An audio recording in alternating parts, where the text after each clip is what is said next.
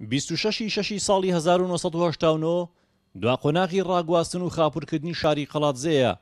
کە ڕژێمی بەعسی لە ناوچوو لە 25 ڕۆژدا بە تەواوی هاوڵاتیانی شاری قەڵاتزەی ڕاگواست و سەرجەمی خانوەکانی ئەم شارەشی خاپور کرد و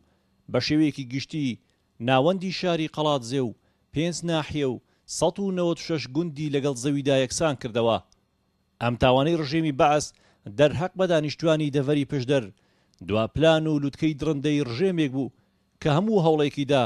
لە پێناوی سڕینەوەی ناسنامەی ئەم شارە. هەموو مێژوو شاهیدی ئەوەیە کە پشدەر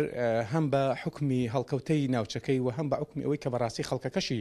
خەڵکێکی تێکۆشەر بووە لە هەموو شۆڕشێک لە دوایەکاندا بەشدارێکی بێوێنان هەبووە بەوەی ئێستاشەوە کە تۆ سەری فەرمووە و دوا شەڕکە کە شەڕی داعش و ئەوانە بوو ئەم شەڕە نەگریسەی داعش کە بەسەرماندا هات زۆر بە زۆری شەهیدەکان پێشمەرگەکانمان کە لە بەرەکانی جەنگ بوون ڕوبەڕووی ئەم قوربانیدانە بوونەوە خەڵکی سنووری پشدەر و خەڵکی دەڤەری ڕاپەڕن و ئەو مەتەخانەوە بە شێوەیەکی گشتی هەر بۆیەش ئێمە پێمان وایە بەڕاستی خەڵکی پشدەر کە ئێستا شوێنەوار و ئاساری حکومەتی بەحث لە ڕابردوودا کە دوای 31 ساڵ و قسوور بەسەریا تێدەپەڕێت تا ئێستاکان ئەو شوێنەواران لە سنووری شارەکە بەدی دەکرێن. بۆیە ئێمە داواکاریمان لە حکومەتی هەرێمی کوردستان ئەوەیە کە هەروەها وەکو یەکێتی نیشتیمانی کوردستانی لەم چوارچێوەیەدا بتوانێت بەڕاستی هەنگاوی باشتر هەنگاوی جدیتر بنێ لەگەڵ حکومەتی عێراق هەم بۆ ناساندنی کەیسەکە بۆ مەسەلەی بە جینۆساید ناساندن و تەخت و لە ناوبردننی ئەم شارە و بۆ ئەوەی کە ئاوڕێکی جدیتر بدرێتەوە لە ڕوو خزمەت گوزاریەکانیەوە پێشمان وایە بەڕاستی تا ئێستاکان نەمانتوانیوە لە ئاستی ئەو خزمەت گوزاری پێویستانە دابین کە بەڕاستی خەڵکی پشدەر بە شێوەیەکی گشتی تموعی تێدا هەبووە. کارەساتی ڕاگواستن و خاپورکردنی شاری قەڵاتزێ لە دادگای تاوانەکانی عێراق وەک جینۆساید ناسێنراوە و ئەو هاوڵاتیانەشی لەو ڕۆژگارەدا کە لە ناو شارەکەدا بوون و کارەسات و ڕاگواستن و وێرانکردنی شارەکەیان بینیوە دوای ڕوخانی ڕژێمی بەعس لە دادگای باڵای تاوانەکانی عێراق وەک شاد حاڵ ئامادەبوون و بەڵگەکانیان لەسەر چۆنێتی کارەساتەکە خستە ڕوو. لە دوای ئەمەشەوە ڕاگواستن و خاپورکردنی شاری قەڵاتزێ وەک تاوانی جینۆساید ناسێنرا بەڵام تاوەکو ئێستا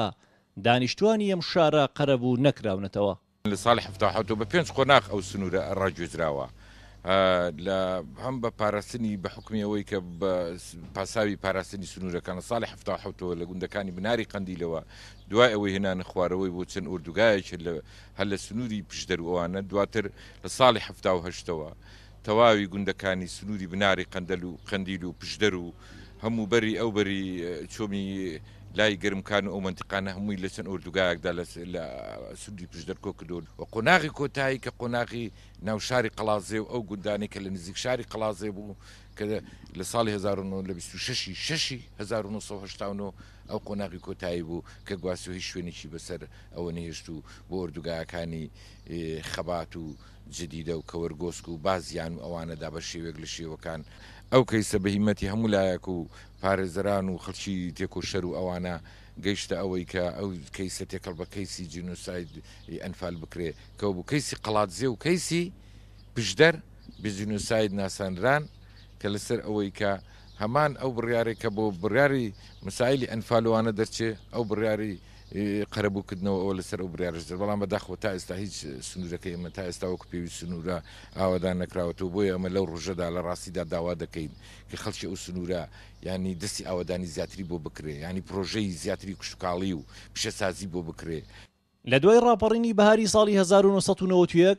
هاوڵاتیانی قەزای پشدەر باوکاری چەندین ڕێکخراوی تایبەتمەند بە بواری ئاوادانکردنەوە قەزای پشدەریان ئاوادان کردەوە و دانیشتوانەکەی گەڕانەوە زێدی خۆیان و لە ئێستاشدا دوای 31 ساڵ لە ڕاگواستن و خاپورکردنی شارەکە قەڵاتزێ ئاوادانە. ئەم تاوانەی کە 31 ساڵ بەر لە ئێستا ڕژێمی بەعس ئەنجامیدا بە تەنها تاوانێک نییە کە ڕژێمەیەک لە دواییەکانی عێراق دەرهەق بەم شارە ئەنجامیان دابێت و بە درێژایی مێژوو هەمیشە حکوومەتەیەک لە دواییەکانی عێراق ترسی گەورەیان هەبووە لەم شارە و ئەمەش هۆکاری سەرەکی بووە کە بە هەموو شێوازێک هەوڵی لە ناوبردن و سڕینەوەی ئەم شارە بدەن. هونەر ڕەسوڵ گەلی کوردستان دەڤەری پشدەر.